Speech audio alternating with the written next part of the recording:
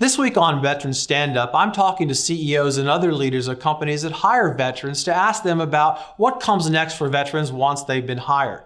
Today I'm talking to Brandon Bridwell, Senior Vice President of Trilogy Federal. They hire a lot of veterans in their business. So Brandon, I know you're not a veteran yourself, but you hire a lot of veterans. What do they need to do once they've been hired? Well, Paul, Trilogy Federal, we've been fortunate to hire a bunch of veterans over the years. And one of the things I've really noticed is it takes a little bit of time to change from a military culture to a civilian culture.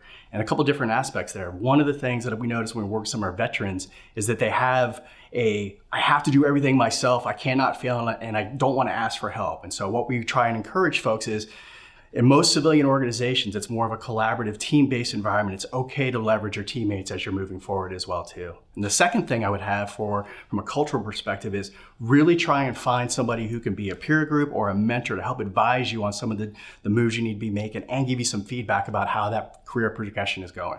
Now, how about skills? They come with certain skills, but they got to develop other ones. What's your advice there?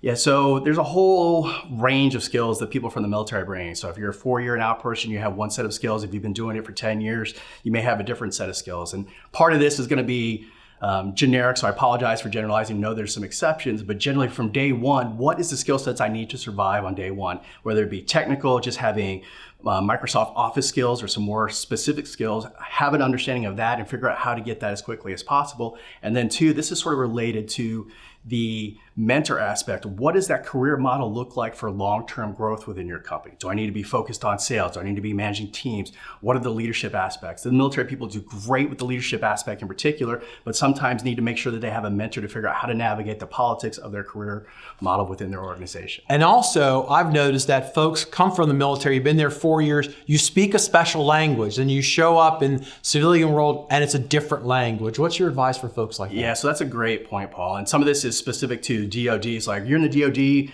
you've got alphabet soup that means one thing. As soon as you step into a new industry, it's a whole other alphabet and language that you need to learn.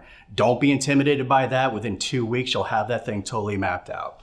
Okay, final thoughts? Well, Trilogy Federal is a veteran-owned business, and we are trying to hire as many veterans as we can at this point. So Paul, I noticed you were nice enough to point our website on the back, so we would love to chat with you if you're interested in consulting. Well, there you have it. Follow Brandon on LinkedIn. Visit their website if that's appropriate. Follow me on LinkedIn for the latest to stay abreast of veterans issues.